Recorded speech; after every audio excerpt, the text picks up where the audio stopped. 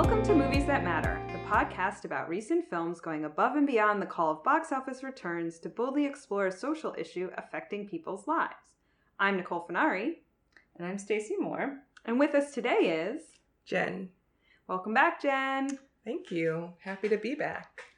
Stacy, what movie are we going to overanalyze this week? This week we'll discuss The Circle, starring Emma Watson as May Holland, a fresh-faced millennial who lands her dream job at a Silicon Valley tech giant. At first it's all razor scooters and campus activities, but May soon realizes The Circle wants her to invest more than just her time. The film also features John Boyega, Patton Oswalt, Tom Hanks as The Circle's founder, and Bill Paxton in his final role. R.I.P. Yeah, that was rough. What did you guys think of the movie? Stacy's making a face. Sorry. I kind of... It's a podcast, Stacy. Use your word. You're right. If I could describe my face in a sound, it would have been... Yeah, I agree. It was not the best. It wasn't the worst movie I've ever seen, but it was not very good. Had a lot of problems. Sure, it had. There's a film critic that Nicole and I both like named Dana Stevens who would say of Slate yep. Exactly, who would say that this film gives fellatio to other better films. Oh. What did she mean by that? That it sucks. Yeah, that's fair. Yeah. Where do we want to begin with how it sucks? Yeah, that's what I was trying to think of. I guess one place I would begin is just with the characters were so poorly sketched out and thin that it was hard to understand their motivations for doing anything. And so the plot didn't make a lot of sense because I didn't understand why anyone was doing what they were doing or who they were or how the events were affecting them or what their motivations were. Yeah, so I will say the Bill Paxton thing was rough, man. For this to be his last movie where he's playing somebody visibly ill, yeah, I found very upsetting. Just the whole movie, I was very upset. So, R.I.P. Bill Paxton. He did a great job. He's playing Emma Watson's or May Holland's father, right? Who has MS. I would say that the only scenes I even found remotely interesting involved her parents. I would say that the older actors showed up the younger actors in a big way. Yeah, Emma Watson's accent kept breaking. Her American accent was not very good, and she kept slipping into British accent, which she was playing the sort of working class, like young woman from, I guess, a rural town in California. So the British accent was really terrible and distracting. And then Karen Gillan's Scottish accent, and they show pictures of them like as like younger pictures of them, and you're like, why does this girl from some like little town in California know some girl from Scotland? Like, right. Great point. That was weird. Right? Were they childhood friends? Were they didn't explain anything. She just gets a phone call from this friend, and then suddenly, this friend is getting her a job. But it's like, how far back do they go? What is their, You had no sense of their friendship or connection or really anything about that character at all. Did you find that Emma Watson was acting a lot with her face? And I was like, stop. Like, I feel like she always does that. Yeah, I'm not a big Emma Watson fan. Yeah, I'm indifferent to her. I mean, yeah, I really just know her from Harry Potter. And, I feel like because she was a child actress, you kind of give them a little bit of a break. And so this is, I guess, my first thing I've seen her in, like non-Hermione. And okay. I don't have particularly good feelings about it. I mean, I guess beyond the accent slipping, she wasn't terrible, but there were so many problems with the movie that... So many problems. It was hard to, like you said, it's hard to know where to start. Yeah. It really is. It in general, it felt like a high schooler wrote it, was my problem with it. It just felt like a high school student wrote this movie and someone just bankrolled it for whoever knows why. Or is it though, when you have to write a paper and it's due the next day and you procrastinate and you've just got to hurry up and get something out? That's how it kind of felt. Just incomplete. None of it was sort of fully realized. I would also say the circle itself, which was this sort of nebulous tech company. It wasn't really clear. I still don't understand, what does the circle do? Like, were they like Facebook? Were they true you. Right. Obviously. Yeah. True you. Were they like Apple, because they had the camera things? Why was she in that customer service role? Because she gets into the company as this like customer service person, and she has to answer questions from people all day, and she becomes attached to her score. But it was like, who are all these people contacting customer service? All like if it's a Facebook type thing. I just didn't understand what this company was. I guess it was just sort of all the tech companies. They just sort of threw it all together. So we're going to come back to this when we talk about the theme and or lack thereof. But so it was based on a book by Dave Eggers, who I read, A Heartbreaking Work of Staggering Genius, about raising his little brother, and haven't read anything of his since. He decided that he didn't need to know anything about technology or how technology companies work. Clearly. Before he wrote this book. It shows. Right. Big time. And I was trying to think, I'm putting you on the spot here. So I was trying to think, like, one of the big complaints I had about the movie was that it was super uncool. Right? I was like, wow, you could have done... the cinematography was uninspired. I literally couldn't remember the score, any note of it, after I walked out of the theater. I can recreate it for you. It was... Yes. And apparently it took Danny Elfman to do that. Oh, really? That's in the credits. I was like, are you serious? Good for you, because it was so unmemorable to me. Except for when they would have like what was clearly meant to be a dun dun dun, this is a scary tech company, and then that like scary little tech music would come on, but I'd be like, I'm not really sure what I'm supposed to be. Like, clearly the movie wants me to be uneasy with something that's happening right now, but not sure what it is. I'm not sure what it is, and I'm not sure I'm quite feeling it. Yeah, that's hilarious. I want everybody to just sing me the soundtrack. I know. I wish I would have saved that little scary music so I could play it right now. That's funny. Well, if you find like a link to it, we'll post it in the show notes. But yeah, so it was like, and I think for me the ultimate crime was, this place is supposed to be so cool and everybody wants in, and I'm like, this is, other than the parties, like, this is not a cool workplace. You know what I mean? Like, and I was trying to think, like, what would have been some, like, cool workplaces in movies where you're like, I would totally want to work there. And then I could only come up with one thing, which is not really a fair deal, which was, the StarTech Enterprise. I'm like, stuff is not like immediately manufactured. They have a holodeck. That looks cool. Like, I'm like, sign me up for working on that gig. Like, that sounds like a great job. I would totally get that. But other than that, I was like, oh, there have to be some cool workplaces in movies, but I couldn't think of anything. In movies, that's a great point. I mean, or like TV. Sure. I do recall being May Holland's age and, knowing people who worked at Google and them telling me about, it was almost like Oz, like, oh yeah, there's like, they have sleeping pods and there's games and snacks and razor scooters and I remember having that feeling of like, oh, that would be like the promised land.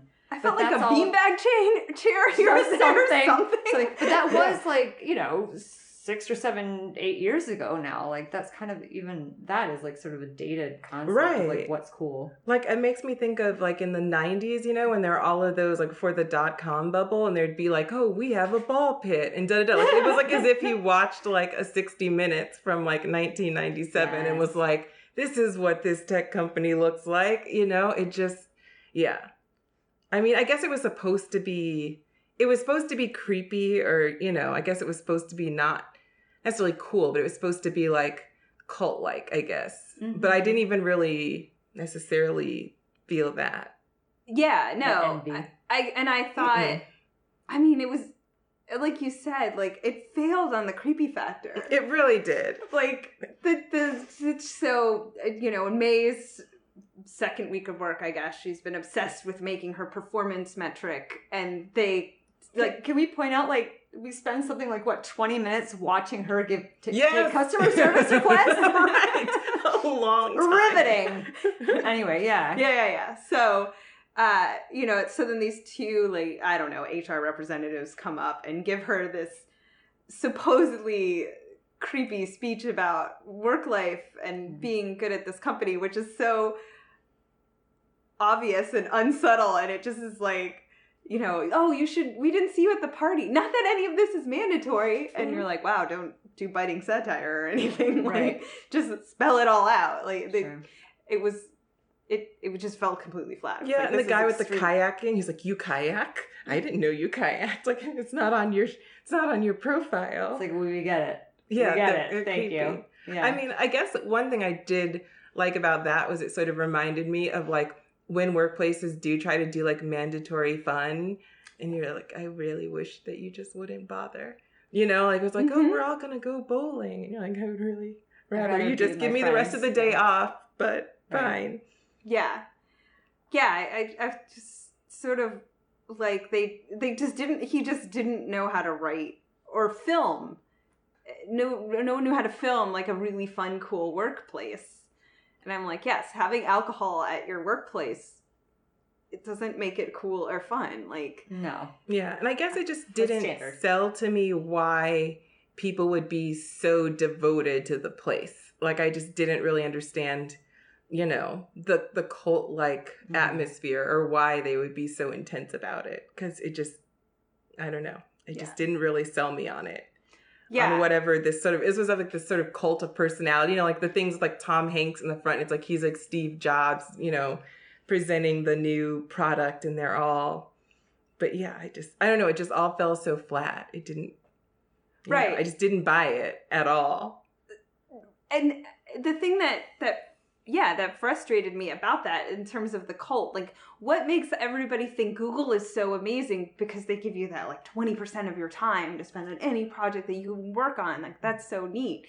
And you know, May is a slave to this performance metric, which is being monitored all the time, which just makes anybody's work really stressful. Plus then she's told, oh, it's not really a clock in, clock out, but we noticed you got here at 8 and then left at 11. And you're like, so someone's monitoring, like, and I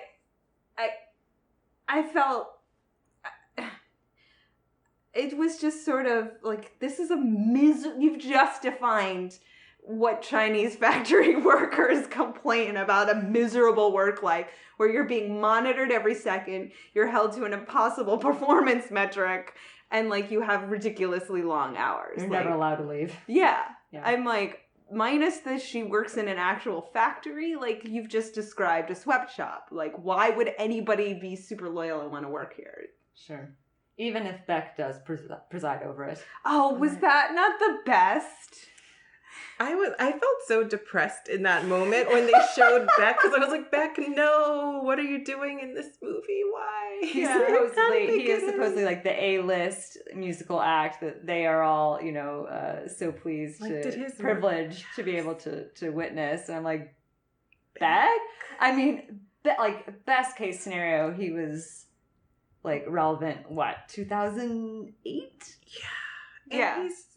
I mean, you know, he's been around a while there. Like, I feel like for a young millennial, like if we're talking about like a 23-year-old, I don't know if they would really respond to that. Right. Like, maybe I would be excited about Beck. Because, you know, Odelay was when I was in like 8th grade or something. But So, as you all just said, I think the theme of this movie to me, which, I mean, there's nothing else to talk about this movie cinematically, so let's just skip to the messaging, right? Sure. Was, I think millennials are idiots. Love Gen X, right? Like, basically. Dave Eggers is like, you know, so it was like, well, it was like such a Gen X moment of like, well, what would be a cool all indie act back? And you're like, no. You're so right. Yeah. No. Like, that ship sailed. No offense to Beck. Sure. He's lovely. Yeah. And then it was like it didn't understand technology and it didn't understand millennials. It assumes millennials are completely stupid and will put up with this horrible work life. Mm-hmm. And I feel like all the trend pieces on millennials are that they want balance. Yeah. Great point. Yeah. So, and even the fact that the workplace was diverse, like something about that kind of bothered me, because it was like this sort of like the way that they were sort of contrasting it to her life back at the, I don't know, not the farm, but whatever, this rural place that she came from. And then she'd come Big to the Sur, city. wherever it all Yeah. was. And then she'd come to the city and, you know, go to this workplace. And it was, I felt like it sort of represented progress in some ways, but it was saying, you know, progress is bad in this, in a sense, or, you know, and yeah, it bothered me that there was this sort of, you know, diverse, seemingly progressive, but obviously there was, you know, an undercurrent to that workplace. And that was somehow characterized as somehow, I don't know how to describe it, bad, sinister maybe. And then back at the, you know, the sort of rural, they were real people, like, oh God, her. So she has this the ex-boyfriend. Can we talk about that ex-boyfriend? Let's talk about the ex-boyfriend. Okay, did you really think he was an ex-boyfriend? Not just a friend? Sure. I wasn't sure. So I was trying to be very good and not read any reviews or anything else. But today I'll admit I read the Wikipedia article of the book because I was just trying to like, what is this? So they described it as an ex-boyfriend. Okay. I got nice guy on that one. I couldn't tell where we were going. I thought he was like gay. I thought he was a gay best friend, that the parents were like, oh, he's such a nice boy. And she went, Mom, he's not. And she cuts her off. Right. And I thought that meant that he was like not into women and that they'd grown up with this pressure to get together. No, you're right. Now that you're saying that, I did think he was gay too. I'd forgotten about that. So I read it as it was the friend from back home who'd always had a crush on her and she wasn't into him. And the parents were trying to be like, oh, but you know, don't you want to grow up and marry your, I don't know, the neighbor boy or wherever he came from? Because none of it was clear. Like it was all just this hazy. Yeah. The one thing that you know about him. Who was that? He was awful. He was the boy from Boyhood. No, really? Yes. Oh no. Yes. He was so bad. He was so bad. And I loved Boyhood so much. And his accent was Southern. Did you catch that too? No. He kept slipping into a Southern accent. We're talking about accent control. It makes sense now. He's from Texas, right? Right. And I'm like, what's going on that you're supposed to be from Northern California? Death threats. Can't we just talk in person and stop with all of this texting stuff? Yeah. Oh, I literally almost broke into laughter during his most serious lines. It was painful. And and then they tried to throw in that little piece of like internet shaming is bad, which is true, but they just did it so half-assedly. Like with her, so she sends her followers the picture of the chandelier that he's made of from deer antlers, and then they're like, you're a murderer, and he's like, they're harassing me, May, or whatever. What is her name? May? Yeah. May all the time, and I can't. I didn't mean for this to happen. Yeah, I mean, and it's like, it is people who just know nothing about technology, and you're like, millennials actually do know a lot about technology. They're not this stupid. And there's legitimate things that you could say about, you know, internet call-out culture, shaming, but it was all just done so stupid, half-assed. Exactly, it was just so. Oh, and I was like, they're really trying to throw this one in there too, and it's just yeah. No, he was. Oh, that makes me so sad that it was the boy from Boyhood. Yeah. Well, at least he'll always have Boyhood. That's right. Yeah. So, okay. So again, I came out of this movie going, this guy hates millennials and he doesn't understand anything about technology. What do you think that he was trying to say? Because I don't know. About privacy or... Can't we just go back to dead trees? Yeah. That's basically all I heard the whole time. It's like, I don't like this computer stuff. Okay. Yeah, I feel like it was something, I think it was definitely an anti-technology message. And I think it had to do with, it's, we're eroding our privacy, we're blurring lines between, our personal lives and our work lives and, nothing is off limits anymore. And Okay. But, and I guess, something about sort of like how this is ultimately leading to authoritarianism because you're constantly being watched, I guess.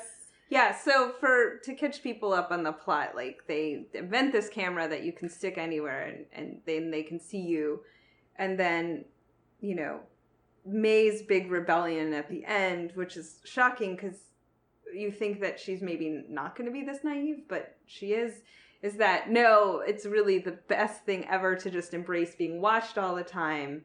She does like a WikiLeaks dump of the private emails of the founders of the company to expose them. And the message is like, the more transparency, the better. Like, and again, I don't think millennials are that stupid. Like, right. I don't think young people today actually think that no privacy is good. That seemed to be the message of the movie, that these kids today, they don't know what they're doing and they're leading us down a dangerous path. And I'm like, I don't think that that's true. Nor did it make any sense for that character to... I mean, did you find that transition at all believable? No, I was very confused by it. I found her sort of entire trajectory to be completely inconsistent. Like, she didn't have a character. No. There was no consistent sort of trend. I couldn't point out a personality trait. Not one. No. She loved her parents. She said it literally every scene that she was in with them. Love you guys. I think that might be like the meanest thing you could say about another person, though. I can't point out a personality. Yeah, there was nothing because they just didn't. And none of the characters, like, can you tell me what Tom Hanks was trying to do? I have no idea. I don't. No, but he sold it because he's Tom Hanks. I will tell you that. Yeah. I mean, it was like, oh, Tom Hanks, he's still like America's dad, but like kind of creepy dad. All of it was nonsense. I agree with you 100%. But again, this is where I was like, the older actors really showing up. The younger actors, he's like, well, he sold it though. He seemed to really believe what he was doing. Yes. Whereas like Emma Watson never did, you know? Yeah. Yeah, he was good in those Steve Jobs speeches he gave. Although he did not earn, and I mean, this is, also due to the script as well, but like, he did not earn the laughs that audience was giving him. No. And I couldn't tell if that was ironic or not. Right. I mean, yeah, because it was like they were supposed to be really enthralled by this and indoctrinated, and it didn't come across at all. Like, it just didn't. I was not sold. And I also don't really understand how that plot line with like the sort of cult-like workplace fit into the stuff about transparency and like the dangers of, like not having privacy, like on a societal level. Like, I don't understand how that connected with the weird stuff with the Circle being a creepy cult-like workplace. I don't. It was just like, oh, and here's another way technology companies are bad.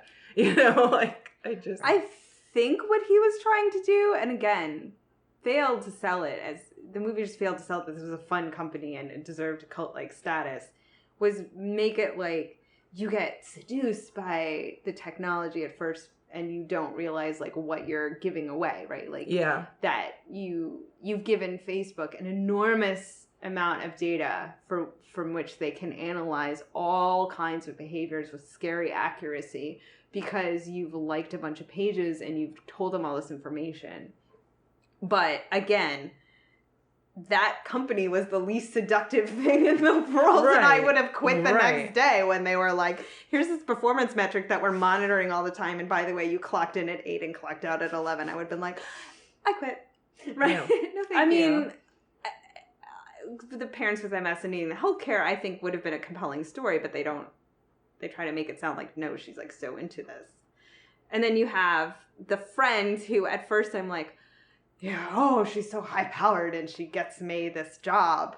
And I'm like, she's awfully young to be like, did you notice that like other than the founders, like no one in that company seems to be above the age of like 35? Which, I mean, rings sort of true to me. Like if we're thinking about sort of these Silicon Valley tech companies and, Google's had several age discrimination lawsuits from older people who say, we never get promoted, we're kind of pushed out, or like we apply for jobs there despite having tons of experience and we don't get interviews. So I guess that angle wasn't surprising to me, but I just, still. Yeah, it's sort of, in that sense, like it as the movie progressed, it was like, oh, this makes sense because this cult-like thing means that you can't have a family or have a life because they own it all. Mm-hmm. There are kernels of truth. Absolutely. Sure. Like, I think that was like what you were saying about how much information we hand over to these companies. Like with Google, like Google knows everything about my life, you know? And I think that was definitely part of what they were trying to get at. If the service is free, you're the product, right? But I guess I don't necessarily understand, because they're like, they're trying to like monetize it. And he said it like as though like there was one scene with this sort of tech guy who sort of created all the technology, and he's like a truth teller. And he's like, and they're, you know, and it's like, well, of course, what else would they be That's the point. doing with it? I mean, they're not a not-for-profit, like they're trying to make money. I mean, you could say it's bad that they don't necessarily, they're not upfront about what the terms are or, you know, what all they're tracking or whatever, but they're businesses. I actually find it comforting that all they want is money. Right. Yeah, Right. So trying to work in like every, like Jen said, every like negative aspect of technology, right? Like the person who's like, no, don't text me, see me in person, and then, you know, the privacy issues and the innovation of the true you versus Facebook is like it has to be a real name. So it's like you can't hide behind anything, and they have the congressperson who agrees like to be on camera 100% of the time in her work so that you can see what she's doing. Shout out to that woman from Scrubs. His name I don't remember, but I was like, I good to see you in a movie. Same reaction. Oh my, I'm sorry. Again, she did a really good job as the more seasoned actors all did. And so it sort of wanted to have it both ways, and I felt like, you know, we're still arguing about Trump releasing his tax returns, which he's refusing to do, even though they're great. Did you hear that? They're great. Yeah. Oh, They're great. He's super proud of his tax returns. Are they totally got a letter from his lawyers. They're like the best good. tax returns you've ever Nothing seen. Ever. And so I thought it really flubbed that idea of like when it didn't know how to say like when transparency is good and when transparency is bad.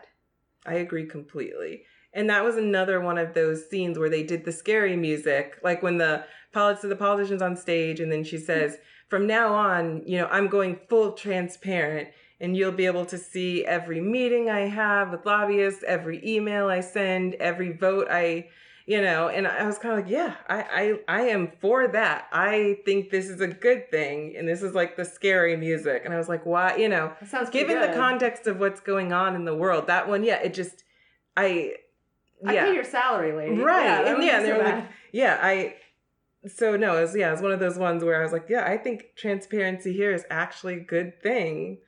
I don't think they really illustrated why it was a bad thing. Right.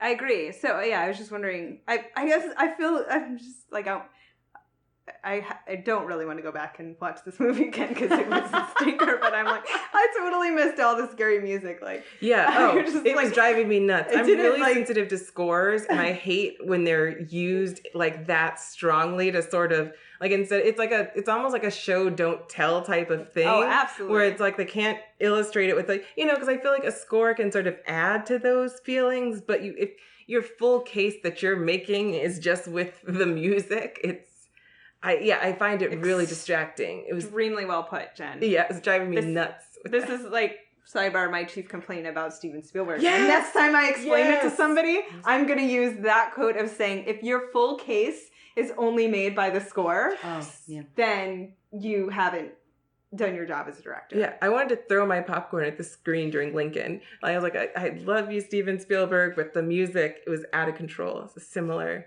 type of thing. Like, this is an inspirational moment. Do you hear the soaring music? Yeah. Be inspired by it. Exactly. Frustrating. Yeah, no, and this movie is like, you know, creepy things are happening. Do you hear the creepy tech music? I was like, bad I news. didn't hear any of the creepy tech. Yeah, she didn't apparently. I'm like, I heard the dialogue, so I'm not completely deaf, but I just like... Well, I feel like even more literally, like, this movie was a classic example of why show don't tell is important. I feel like the entire movie was, we're going to sit here and I'm going to sit either at this podium or at my desk, and I'm going to tell you what's happening. I'm going to talk about what's happening, and you're going to be scared about what's happening. And it was just people talking about things that we should think about for 2 hours. I have never actually thought about walking out of a movie before. And if it hadn't been for the podcast, I would have, because it was painful. Okay. There were only 4 people. So I saw it yesterday, and it was a Thursday at 5:30, and there were 4 people in the theater. And one of them, one woman who was sitting in the row behind me, walked out 20 minutes before the end. So I was like, she was like, I'm so done with this that I don't even care how it ends. Yeah. I'm just leaving. I think it got done. a 13% on Rotten Tomatoes. I Googled it to find the showtimes, and I saw that, and I was like, oh. Movies that matter really appreciates you sticking with us and talking to us, Jen. And I feel like it gives you more to talk about, you can talk about, all the things that are wrong with it. Yeah. But and yet, it wasn't as I haven't seen The Room, but I feel like it wasn't as fun to hate as something like The Room. No. It was just before that. Right, it was a slog. Yeah. I mean, I think you're both right in pointing out that it was trying to point out everything, every potential problem with technology. It was trying to do way too much and didn't really effectively do all of it. And also that there were kernels of truth in some of the things that the points that they were making, but it didn't all, there was no way for all of those points to come together. It was just, Right. And so to that end, it also talks about stuff that's horrible that isn't actually bad. I'm with you. The politician transparency thing seemed like a great idea, and I was like, why? This is good. And it didn't seem to know where to draw those lines. Yeah, the other one was with the health data. So it's sort of it's kind of creepy that they are monitoring all of those things, as the companies. They give her a Fitbit bracelet, but then it's also she drinks some liquid that's a tracker. It puts all sorts of little monitoring devices that they don't tell her about. Right. Yeah. So it's that's a problem. But to me in general, I'd love to have my health monitored. Having more data is not necessarily there are limitations to that data and what you can do with it, but it's not a bad thing per se. I would have been more, it would have been more persuasive to me if they would have overpromised on what they could do for her dad or something, and then it's data can't solve every problem. But to me, just sort of the fact that it was just bad because they were collecting information, and which is ridiculous. And yes, and we should absolutely think about where does this information go? Where is it stored? How is it used? But it was almost they were just treating these things just bad on their face. It's just obvious that this is bad, and I didn't buy that. Right. And I think, that's my complaint, is that it had no nuance, and it just seemed oh, millennials, you guys are idiots. Look at how you're getting seduced by all this technology. And I'm the younger generation aren't idiots, and they're not so stupid. They're not that easily seduced. They were the people who moved to Snapchat when that came out, because it purported to delete text messages. I was no, actually younger people are not stupid enough to sell their whole lives online. That's not true. And it's an unfair criticism. It's just because you don't understand, the people who made this didn't understand it. Right. Yeah. And again, still, it bothered me, the sort of divide between the sort of urban and the salt of the earth, the rural, with her parents and her poor best friend who, lives in a log cabin? Yeah, and just wants to make antler chandeliers and not be shamed for it. He found. Right. He just found them. That angle just sort of, given all the stuff, maybe it's just because I'm still a little mad about sort of some of the election stuff, but just the way that was kind of portrayed just rubbed me the wrong way. As though there's something more authentic about, and since we knew so little about where she came from, they basically had her driving a crappy car and eating dinner with her parents, and they were oh, we're poor and it sucks. Basically, at the dinner table. Yeah, but we're white people, right? Poor, and that's not tragic. Poor black people. Those people aren't authentic, and they don't. It was just so poorly sketched out, it was just. Yeah, I still have no real sense of her, who she was, or what her actual background was. It was just oh yeah, she's Yeah, no, I caught that too. And just to sidebar on it, I was thinking when I watched it that all the main characters were white. Mhm. Like let's make sure that all the main, how this diversity, it's theoretically somewhere outside San Francisco. And I was like, they kind of made him from a poor immigrant Chinese family. They're in Northern California, or like a Vietnamese, like something.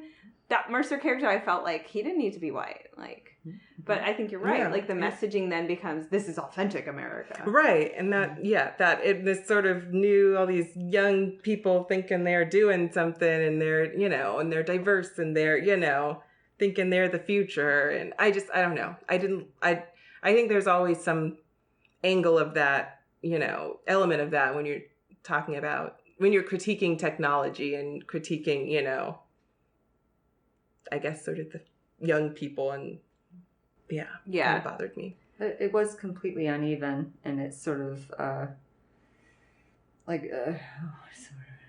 adjudication, I guess, of what was okay and what wasn't. Like I think you brought up a good point about the medical data.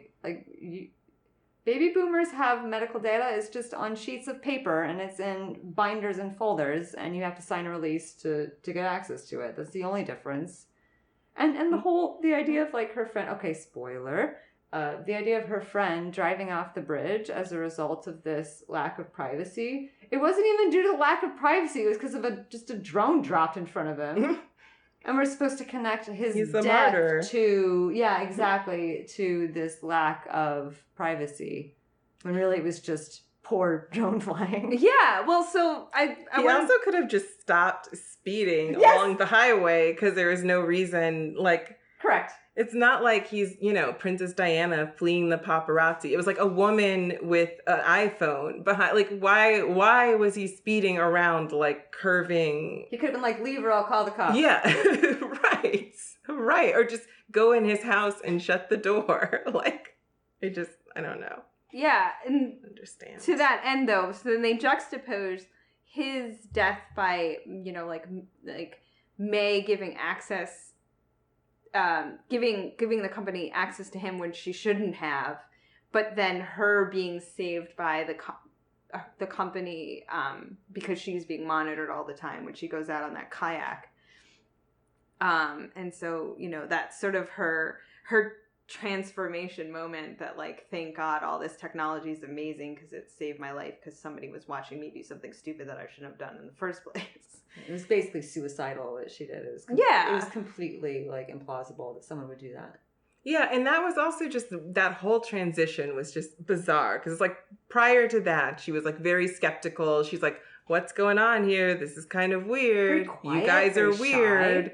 Like, Right. yeah. And then suddenly, and I understand, like, I was like, okay, I'm willing to chalk it up to, like, she had a near-death experience. But, like, it was just the contrast. Like, she just made a complete 180 and was just, like... New character. Yeah. Yeah, but I just, again, the ham-handedness of, like, oh, sometimes technology can save your life. Other times it can kill you. And you're like, And how do you go from, like, technology can save your life to, like, privacy is stealing? Like, how did she, you know what I mean? Like, she went far in the other direction. The privacy is stealing, like, or whatever she said, like, keeping secrets is lying, and, like, privacy is stealing. The pseudo 1984 doublespeak. What was that? It was so atrocious. It was so atrocious. That's why, I absolutely felt like it was a high school student had just taken 10th grade lit and went home and wrote this. And some foreign investor was like, brilliant. Yes, no. I don't understand technology either, and I also hate children. Like, let's make this movie. I'm buying the rights. Like, Yeah, no, and then there was, I thought of another sort of kernel that they had there. It was the frowny faces. So everyone, they're like, oh, we sent like 3 million frowny faces to this dictator, and like, we totally showed him. And it was like, okay, like, that's a good point about like, okay, like signing an online petition is not actual social change. A lot of these tech companies, video, a lot of these tech companies, like, try to pretend like they're transforming the world, and really they're just making money. But again, it was just like, there's a little blip, and then, they just didn't flesh any ideas out. It's just, They clearly had no idea how to do that thing. you throw a bunch of stuff at the wall, and like there are a few things that kind of. And it was just dated. Like it would have been far more interesting to talk about like filtering for fake news on Facebook affecting elections, based on what Macedonian teenagers are writing without any sources. Like that would be far more interesting to me right now. Yeah. Or like registering to vote. That's a good thing. That was another one they were like all creepy. Oh no. And I was like, well, they went too far, but like, Facebook trying to help people register to vote is a good, is a good thing. Yeah.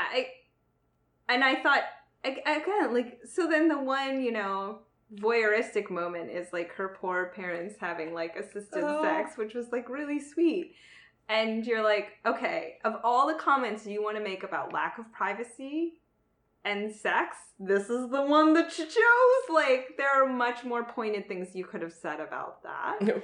And then on the good side, I mean, I think the most obvious choice would have been cameras on all the police, right? And dashboard cams. Yeah. And it's like, that wasn't in there, No. And I was like, so like the really important parts of this debate about privacy and when is it good that there's always cameras and when is it bad that there's everyone has the camera on them, like, totally failed to miss any of the really compelling points. That could have been a whole good movie. Yeah, exactly.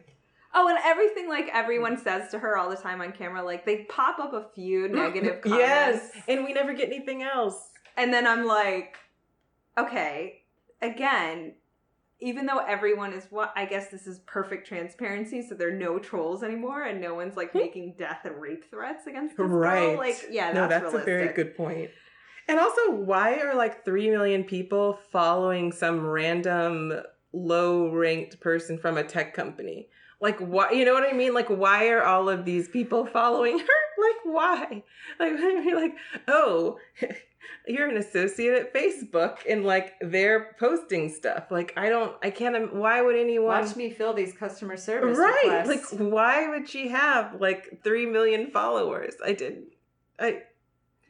Someone doesn't understand how YouTube works and why people start to become YouTube stars. And I think for makeup tutorials. Yes, I mean, and there's a whole weird world of like YouTube stars and like absolutely. Yeah, and there's so the idea that like she would just put on a camera and suddenly be a star, right? It's and just suddenly not be extroverted, right? Exactly. Yeah, it just is ridiculous, and I think it was somewhat limited by the fact that like the entire movie either took place at the company or like at her house. Like there were only like two, I feel like, pretty much like I feel like if there would have been some sense of the world outside down of the tunnels. Oh my god. Data center. Yeah. Poor John Boyega. I just wanted to say, like, I was so excited to see him in like a different character than, of course, the Star Wars character. Yeah. And I was thinking, oh, this is a totally different like take. That he's different direction he's going, and then I just went, he had like 4 lines in this entire movie. Yeah, but he fared way better than the Boyhood guy. So at least there's that. Like, sure. Because I went to see this with someone who was reading the book, and she was like, okay. I asked her, is the book any better than this movie? She's like, not really, no. She's like, I'm having a hard time getting through it. I'm like, based on this movie, I wouldn't finish it. Yeah. Like, it's terrible. Yeah, sometimes you like see a movie based on a book, and then you're like, oh, I can't wait to go read the book, or I just want to know more, and I want to know less. I don't. Yeah, exactly. I don't feel a need to read this book. Yeah. So I feel like you could just save yourself the trouble and like just watch Minority Report. So on that note, Stacy, do you want to explain the social impact score so we can all give this a crappy rating? Let's do it. Impact score 1 to 10.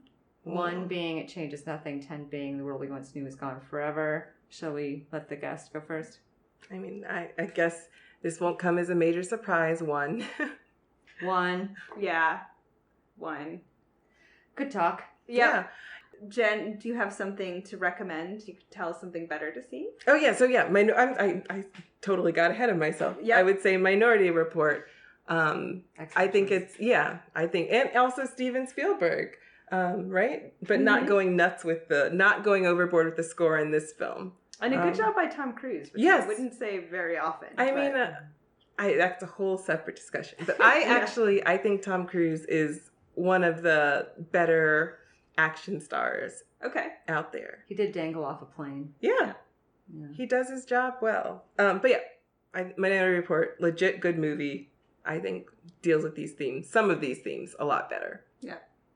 My recommendation will be along the same lines. An alternative is the 7th and final season of Parks and Recreation. Mm-hmm. Deals with this stuff, but does it in a far more interesting, thoughtful, and entertaining way. All right, mine is I've been waiting to recommend this. I sell this movie to everyone I can possibly sell it to. If the only thing you've seen John Boyega in is a Star Wars thing, get yourself somewhere where you can get a copy of Attack the Block, which is this amazing, totally fun, indie creature film set in England. He's English, where this, like, malevolent alien lands in a group of council flats, otherwise known as the Projects, for those of you who don't speak British. I'm Netflixing that right now. And these, like, horrible gang of terrible kids, of which John Boyega is the leader, has to fight it off. It's so fun and good, and see it. Okay, well, we hope you enjoyed this episode of Movies That Matter. If you did, please take a second to leave a review on iTunes and recommend it to your friends, which you've been doing. Thank you very much. Check out www.moviesthatmatterpodcast.com for links to things that we discussed. Jen's going to work really hard to find that link to creepy music I'm going to find clip. If you want to talk to us, leave a comment on our Facebook page or on Twitter with our tag @MoviesMatterPod. Also check Twitter to find out what movie we're overanalyzing next. And remember, movies matter. And so do you. We'll see you next time.